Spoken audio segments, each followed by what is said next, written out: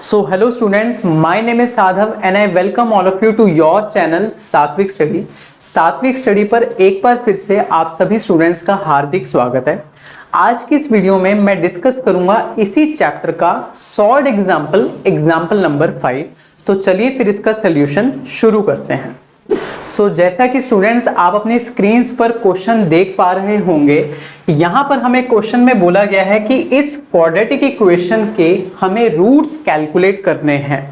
Roots क्या होते हैं और रूट्स कैसे कैलकुलेट किए जाते हैं ये मैं बहुत ही डिटेल में प्रीवियस वीडियोस में कवर करवा चुका हूँ। अगर आपने उन वीडियोस को चेकआउट नहीं करा तो जरूर चेकआउट करना इस वीडियो को देखने से पहले। उनका लिंक नीचे डिस्क्रिप्शन बॉक्स में रहेगा।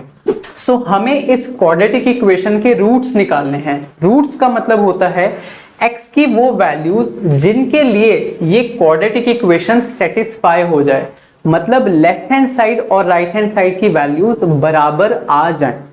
अब स्टूडेंट्स हम रूट्स कैसे निकालेंगे? हम मिडल टर्म स्प्लिटिंग मेथड का यूज करेंगे। हम इस क्वाड्रेटिक इक्वेशन में जो मिडल टर्म है उसको स्प्लिट करेंगे दो नंबर्स में और फिर उसकी मदद से इस क्वाड्रेटिक इक्वेशन को फैक्टराइज करेंगे। Again there is a reminder, ये सब चीजें मैं ऑलरेडी प्रीवियस वीडियोस में बता चुका हूं, आज केवल हम इनको अप्लाई करेंगे। स्टूडेंट्स मुझे दो नंबर्स चाहिए a और b। मैंने मान लिया कि जो दो नंबर्स हैं वो हैं a और b, और ये दोनों नंबर्स इस तरह से होने चाहिए कि इन दोनों को अगर ऐड किया जाए तो इनका सम किसके बराबर आना चाहिए? कोफिशिएंट ऑफ x के बराबर, मतलब -2√6 के बराबर। और इन दोनों को जब मैं मल्टीप्लाई करूं तो इनका प्रोडक्ट किसके बराबर आना चाहिए? Coefficient of x² into constant term के बराबर। मतलब कोफिशिएंट ऑफ x² है 3 multiplied by constant term. Constant term यहां पर क्या है? 2। 3 into 2 is equal to 6। उन दोनों नंबर्स को ऐड करने पर आना चाहिए -2√6 और उनको मल्टीप्लाई करने पर क्या आना चाहिए स्टूडेंट्स? 6 आना चाहिए। इस तरह से हमें दो नंबर्स ढूंढने हैं। तो अगर मैं इस सेकंड कंडीशन को देखते हुए थोड़ा विचार करूं तो दो नंबर्स को मल्टीप्लाई करने पर 6 कब आ सकता है स्टूडेंट्स? या तो पहला नंबर 1 हो जाए, दूसरा नंबर 6 हो जाए, या फिर एक पेयर हो सकता है 2,3, क्योंकि 2 into 3 भी कितना होता है? 6 हो सकता है। या फिर पहला नंबर 3, दूसरा नंबर 2, और या फिर 6,1। इन्हीं में से कोई एक पेयर आपको सिलेक्ट करना होगा अगर आप चाहते हो कि इन दोनों का प्रोडक्ट 6 के बराबर आ जाए। बट मैं यहां पर ये देख पा रहा हूं कि इनमें से अगर मैं कोई भी पेयर सिलेक्ट करूंगा तो उन दोनों नंबर्स को ऐड करने पर कभी भी -2√6 नहीं आ पाएगा। तो इसका मतलब इसके अलावा भी कोई और नंबर्स हैं जिनका प्रोडक्ट 6 के बराबर होगा। तो वो कौन से दो नंबर्स हैं? वो दो नंबर्स हैं √6, √6।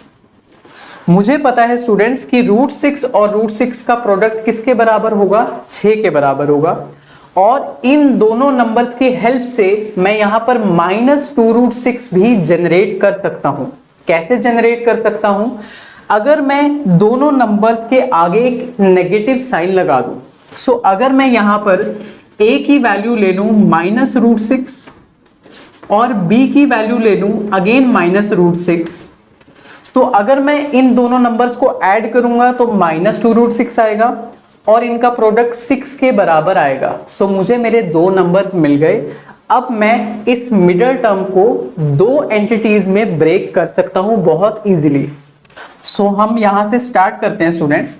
पहले तो 3x² इसको मैंने यहां पर एज इट इज लिखा, और फिर ये जो -2√6x है इसको मैंने इन दोनों नंबर्स की हेल्प से लिखा। पहला नंबर है -√6, उसके आगे मैंने x लगाया, और फिर दूसरा नंबर भी क्या है स्टूडेंट्स? -√6, इसके आगे भी मैंने x लगाया, +2 is equal to 0। बाकी ये वाली चीज तो मैंने यहां पर एज इट इज लिख दी। अब स्टूडेंट्स मैं इन दोनों टर्म्स में से जो भी कॉमन फैक्टर आ रहा है उसको बाहर निकालूंगा। तो एक तो यहां से √3 कॉमन आ जाएगा और x भी कॉमन आ जाएगा। सो √3 और x यहां पर मैंने इन दोनों को बाहर निकाल लिया क्योंकि ये कॉमन फैक्टर है। तो अंदर क्या बचेगा स्टूडेंट्स, √3x माइनस √2। अब स्टूडेंट्स इन दो टर्म्स में से भी मुझे इस तरह से चीजों को कॉमन निकालना है कि कॉमन निकालने के बाद जो ब्रैकेट आए वो एग्जैक्टली इस ब्रैकेट के बराबर होना चाहिए। तो अगर मैं इन दोनों टर्म्स में से एक माइनस √2 कॉमन निकालता हूं, इन दोनों टर्म्स में से -1 कॉमन निकाला और √2 कॉमन निकाला, तो यहां पर मेरे पास अंदर क्या बचेगा, √3x और यहां पर मेरे पास बचेगा -√2 इज इक्वल टू 0। ठीक है स्टूडेंट्स, अब इस पूरी इक्वेशन में से ये वाला ब्रैकेट कॉमन आ सकता है। तो मैंने इस ब्रैकेट को इस पूरी इक्वेशन में से कॉमन निकाला, तो एक तो ये वाली चीज आ गई मेरे पास, √3x माइनस √2, ये मैंने कॉमन निकाल लिया। और यहां से क्या बच गया, √3x और -√2। सो यहां से मेरे पास बच गया √3x और -√2 इज इक्वल टू 0। अब स्टूडेंट्स दो चीजों का प्रोडक्ट 0 के बराबर है, इट मींस या तो ये 0 होगा या फिर ये वाला फैक्टर 0 होगा। तो पहले इस फैक्टर को 0 के बराबर रखते हैं। So √3x minus √2 is equal to 0। या तो ये वाला फैक्टर 0 होगा या फिर ये वाला फैक्टर 0 होगा। √3x minus √2 is equal to 0।